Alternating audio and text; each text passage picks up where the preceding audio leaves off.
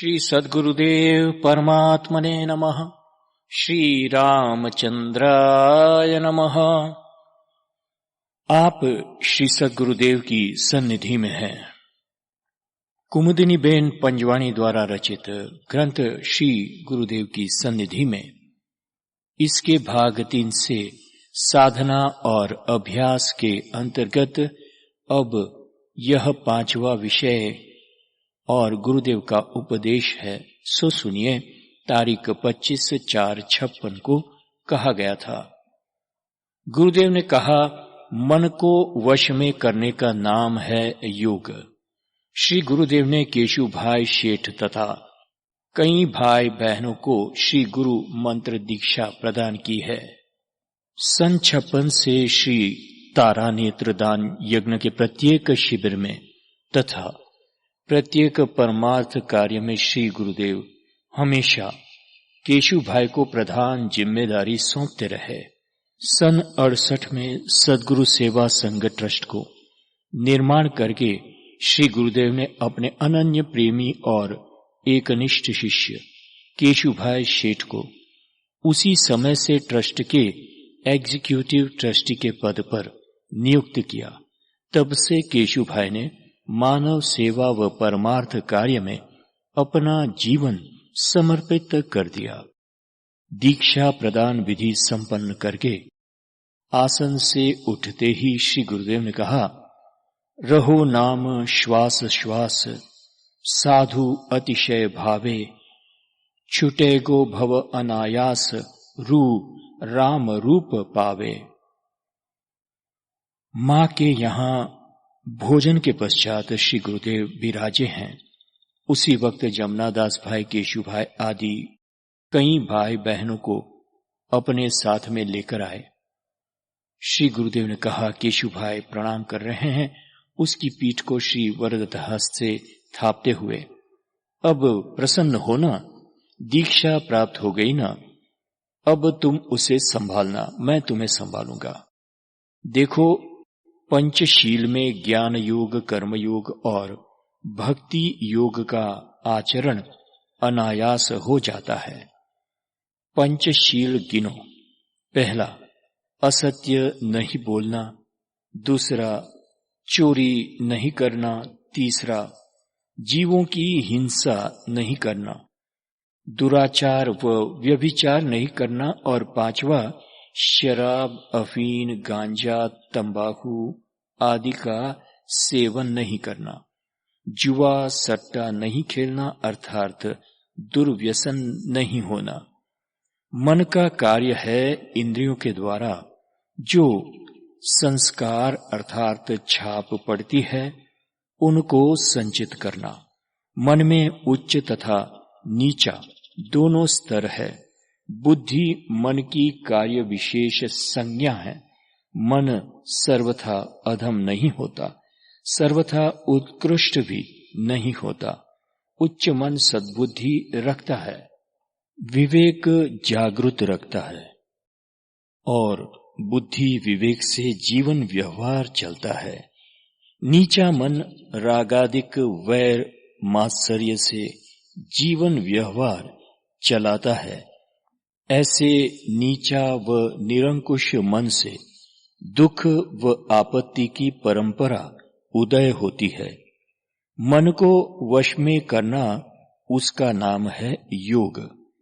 योगी वही है जिसने अपने मन को वश किया हुआ है। हर एक मन में किंचित मात्रा में भी सत्वगुण है ही, वह होता है उच्च मन। उसी के आधार बल से अर्थात सत्व गुण की क्षमता व सहायता से जागृति के साथ पुरुषार्थ करके निम्न मन को वश में करना चाहिए। इसलिए सर्व साधकों के लिए एक से ही व्रत नियम या साधन क्रिया नहीं हो सकते। हर एक की परिस्थिति भी अलग अलग होती है। सत्व गुण की मात्रा में भी अंतर होता है। बुद्धि, चित्त व अहंकार के द्वारा सर्व संस्कारों का सर्जन और संग्रह करता हुआ मन बलिष्ठ है। सुख दुख का अनुभव भी वही करता है और अहम भी वही रखता है। मैं ऐसा हूं, मैंने ऐसा किया, मेरा है इत्यादि।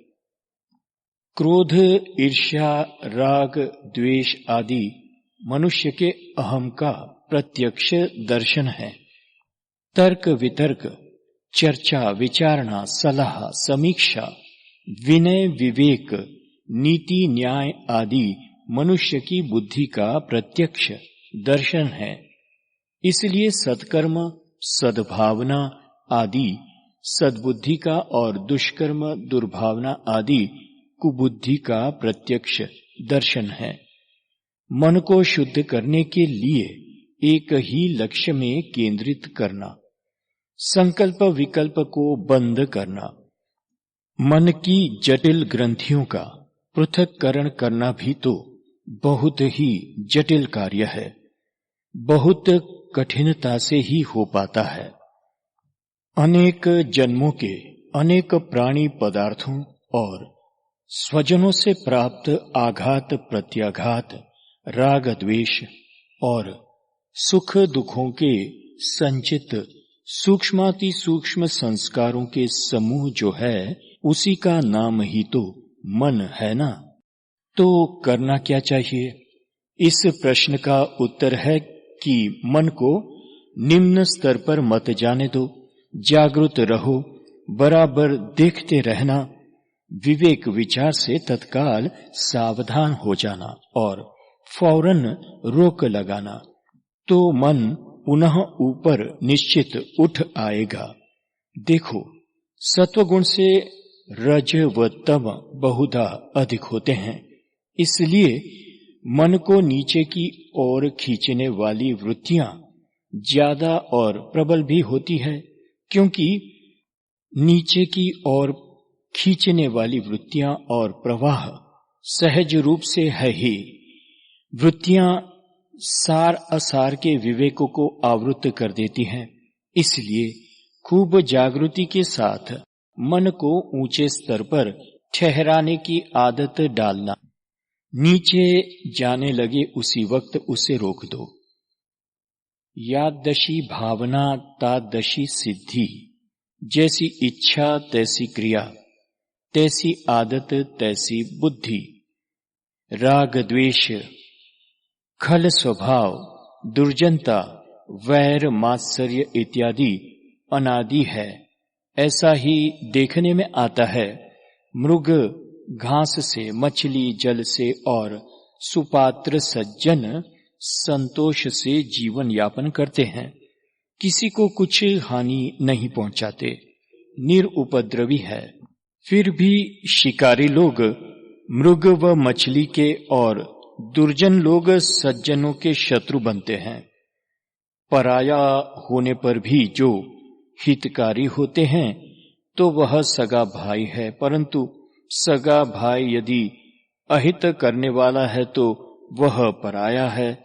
अपने खुद के शरीर में उत्पन्न होने वाली व्याधि अहितकर है, इसलिए शत्रु है, जबकि औषधि वनस्पति आदि कहीं दूर दूर के जंगल में उत्पन्न होती है, परंतु हितकर है, इसलिए परम मित्र है।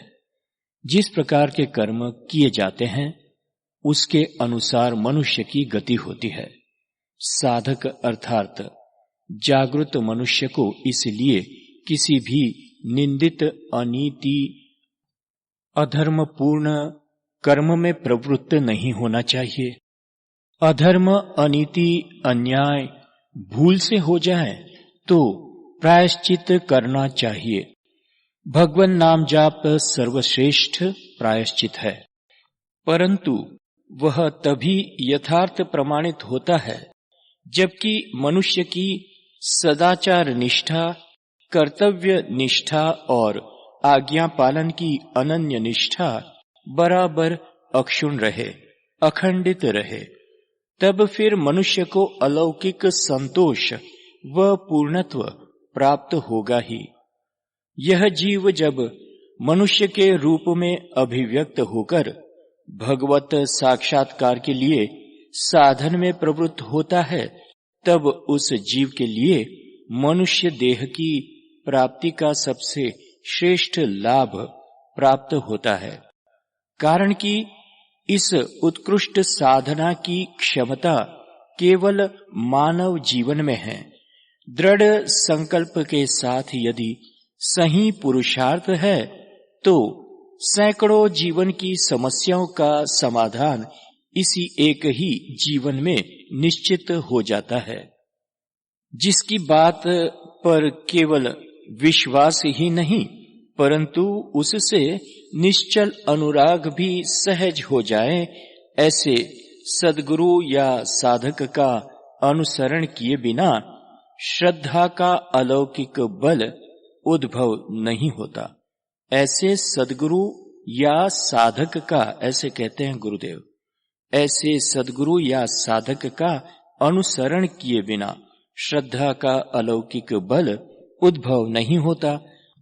थोड़ा धन होने पर भी तद अनुसार उचित मर्यादा में दान परमार्थ करके, उदारता को धारण करने वाला समर्थ होने पर भी धैर्य व शांति धारण करने वाला, युवा व श्रीमंत होने पर भी हर प्रकार के कष्ट और विपरीत परिस्थितियों का सहन करने वाला, ज्ञानी होने पर भी मौन धारण करने वाला, सर्व प्रकार से साधन संपन्न होने पर भी लालसा वासना को संयम में रखने वाला, प्राणी मात्र से दया भाव और अनुकंपा रखने वाला, इसी जीवन में श्रेष्ठ व संतुष्ट स्थिति में प्रसन्न चित्त रहता है। श्री गुरुदेव ने मौन धारण किया और चौतरफ देखते हुए कहने लगे, कितने आश्चर्य और आघात की बात है। अरे भाई, शरणागति अपनाई है तब फिर आपघात, आत्महत्या का विचार भी तुम कैसे कर सकते हो? आपघात क्यों करना है? आपघात ईश्वर में अश्रद्धा व्यक्त कर देने वाला बड़ा भारी नैतिक अपराध है। ईश्वर की इतनी कृपा जो है सो तुम आपघात के द्वारा उस कृपा की हांसी व अहवेलना करके ईश्वर के गुनाहगार हो गए। देखो और सुनो और खूब सोचो, ये सब यहाँ जो है ना, उन सबको सब कुछ सर्वदा अपनी इच्छा व खुशी प्रसन्नता के अनुकूल मिलता नहीं है। जगत में सबके लिए यही बात है, तो आपके विचार के अनुकूल तो सभी को आपघात कर देना चाहिए क्या? जीवन सदैव संघर्षमय है और रहेगा ही। जीवन का दूसरा नाम है संघर्ष। सोचो तुम, हम हैं कौन? हमारे में क्या ताकत है? यह जीवन तो भगवान की देन है। इसे मिटाकर फिर पुनः जीवित होने की ताकत है? संजीवनी विद्या साध्य की है। तुम तो सहन शक्ति व तितिक्षा की बातें कई साल से करते हो, यह भूल गए क्या? मन चाहा करना ही है, मन चाहा चाहिए ही, यह क्या? इतना जिद्दी मानस तुम्हें कमजोर कर रहा है। प्रेम, तृष्णा, राग, द्वेष या जिद है। ऐसी जिद किसके सामने और क्यों कर रहे हो? परिवार में जैसे सब है वैसे ही तुम हो। क्या किसी ने तुम्हारा कोई अपराध किया है? दृढ़ मनोबल, श्रद्धा, संयम, सहन शक्ति, प्रेम भावना रखो और सबसे ज्यादा जरूरी है शिस्त में रहना व सहन करना चाहिए। मानव जीवन ईश्वर की सर्वोत्कृष्ट अभिव्यक्ति है, इसलिए तो उसे महान, यशस्वी, अर्थपूर्ण, सर्वथा सुंदर, सत्यचित, आनंदपूर्ण बनाया जा सकता है। इसके लिए धैर्य और सहनशीलता अनिवार्य है। अहम मनुष्य को हमेशा अशांत और बुभुक्षित अर्थात सदैव भूखा रखता है। वह अपने को संभालने की चिंता में दिन प्रतिदिन ज्यादा लोभ और तृष्णाओं से घिर जाता है। कितनी भी संपत्ति, सिद्धि और सफलता पाने पर भी उसको तुष्टि का अनुभव नहीं मिलता।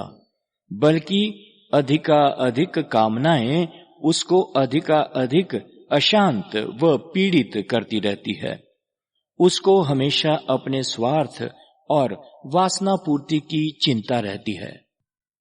जीवन की अमीरी या गरीबी केवल धन संपत्ति से प्राप्त नहीं होती। उस बात को जब समझ पाओगे तब त्याग, उदारता और प्रसन्नता के अलौकिक वैभव की ओर आकर्षित होगे और उनकी ओर चलोगे। तब कोई ताकत तुम्हें उस मार्ग से चलित नहीं कर पाएगी। तेन त्यक्तेन भुंजिता, त्याग करके उपभोग करना, यह नीति ठोस आचरण में रखने पर ही तुष्टि होगी। यह ध्रुव है कि जीवन में अनेक प्रकार के संघर्ष और अनुभवों का दुख समत्व रखकर झेलना ही पड़ता है। जो हमारा है उसे भी हम हर्षपूर्वक दे पावे तो हमारी समर्थ उदारता है। परंतु यहाँ तो दूसरे का हक का जो है सो देने को भी तुम तैयार नहीं हो, परंतु आपघात के लिए तैयार हो। कितनी भारी विडंबना है। श्री गुरुदेव को एक चिट्ठी दी गई। उसे पढ़कर प्रसन्नता से श्री गुरुदेव बोले, बराबर ऐसी ही धीमंत और बलवंत रहो हमेशा। हम कौन हैं? रघुवंशी क्षत्रिय हैं। संघर्षों से क्या डरना और हारना भी क्यों? बराबर सामना करो। अर्जुन ने भगवान से प्रश्न किया, युद्ध के इतने घोर कर्म में मुझे क्यों प्रेरित कर रहे हो? भगवान ने कहा, तुम तुम्हारे सब कर्म मुझे अर्पण करके फलेच्छा रहित और ममता रहित होकर विगत ज्वर हो जाओ और पश्चात युद्ध करो। ज्वर को निकाल दो। ज्वर माने बुखार, ताव, ताप, अहंकार, हर्ष, शोक, काम, क्रोध, राग, द्वेष आदि सब ज्वर है, ताव है। भगवान सर्व कर्म अर्पण कर देने को कहते हैं। का भी त्याग कर पाओगे तो आज्ञा पालन कर पाओगे निश्चित। शरणागति कब सम्यक होती है? समर्पण और आज्ञा पालन सहज हो जावे तब सम्यक शरणागति हुई है, ऐसा पक्का समझना। धन का धनी, मन का कंगाल, इनसे न छूटे जग जंजाल। सुनो, दिन में 2 बार कम से कम भगवान को याद करो। सुबह उठते ही और रात्रि को नींद के पहले। जो भी समस्या खड़ी हुई हो दिन भर में, रात्रि को नींद के पहले भगवान से कह देना और प्रार्थना करना कि मैं क्या करूं, मुझे क्या करना चाहिए। आप दया करें, मेरी कुबुद्धि सुबुद्धि में पलटाइए, मेरे में शुभ विचार शुभ भावना उदय होवे, ऐसी कृपा चाहता हूं, याचता हूं। सुबह उठते ही पुनः प्रार्थना करना। अब आगे गुरुदेव उष्ट 100 पर प्रार्थना समझाते हैं, प्रार्थना का महत्व समझाते हैं, उसकी क्या आवश्यकता है, वह कैसी होनी चाहिए, ये समझाते हैं। तो गुरुदेव ने कहा, प्रार्थना इतनी अनिवार्य बनानी चाहिए जितना शरीर के लिए भोजन अनिवार्य है। प्रार्थना में अपूर्व शक्ति है। गुरुदेव कहते हैं, जीवन की संपूर्ण आवश्यकताएं पूर्ण हो सकती है।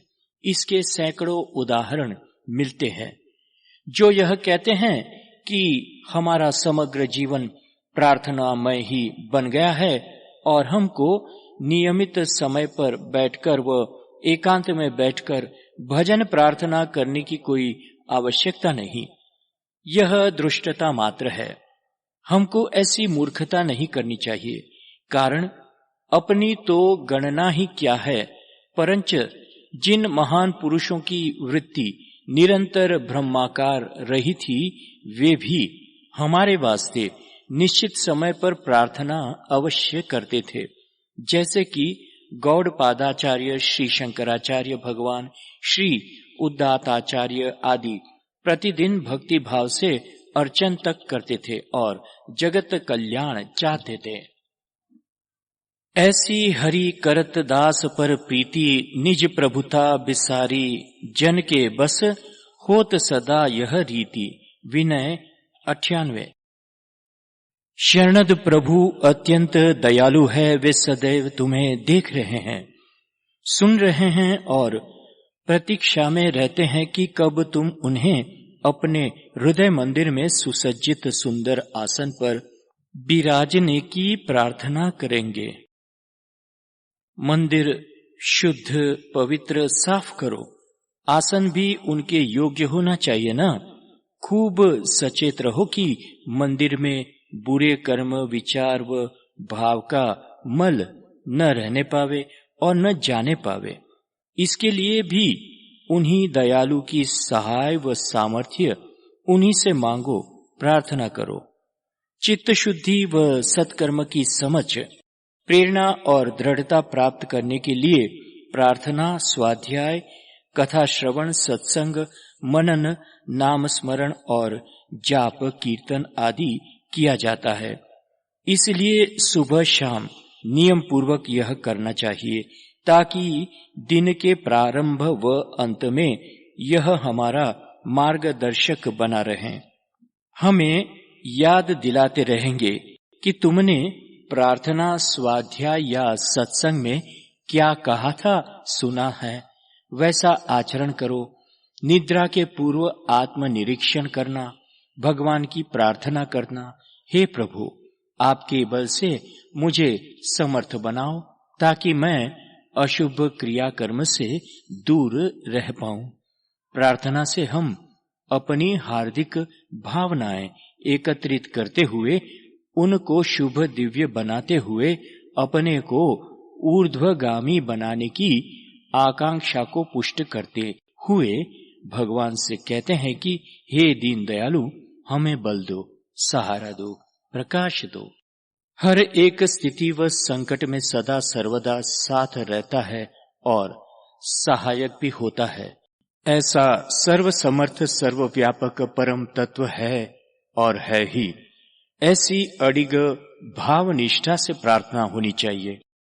इस प्रकार दृढ़ भाव निष्ठा अर्थात भाव अनुसंधान पूर्वक और आचरण निष्ठा अर्थात अशुभ क्रिया कर्म तन मन व वचन से न होवे, इसकी सावधानी रखते हुए जो प्रार्थना की जाए तो हम कह सकेंगे कि हम प्रार्थना करके भगवान से सहारा व सामर्थ्य की याचना करना जानते हैं। हमेशा दृढ़ विश्वास रखना, प्रभु के गुण, स्वभाव, ऐश्वर्य, सामर्थ्य, वात्सल्य और दयालुता का पूरा पूरा भरोसा रखना। मुझे बराबर सुनते हैं, सहाय करते ही हैं, मैं उन्हीं का और वे मेरे ही हैं। मेरे हित की निश्चित ही वे करेंगे। ऐसा धैर्य, अनुराग व विश्वास अडिग रखना। शरणागति से, प्रभु प्रार्थना से और संकल्प टूट जाएंगे और आत्मबल बढ़ेगा। प्रार्थना का हेतु क्या है? प्रार्थना हमें क्यों करनी चाहिए? प्रार्थना, स्तुति व स्वाध्याय, आरती, जाप, ध्यान, कथा, कीर्तन हम क्यों करते हैं? स्वाध्याय, स्तुति, आरती आदि से हम भगवान के लोकोत्तर गुणों का व स्वभाव का तथा दैवी संपत्ति के सद्गुणों का ज्ञान प्राप्त करते हैं। उससे शुभ अशुभ, सत्य असत्य, कर्तव्य निष्ठा और कर्तव्य भ्रष्टता का स्वरूप हमारी समझ में आता है।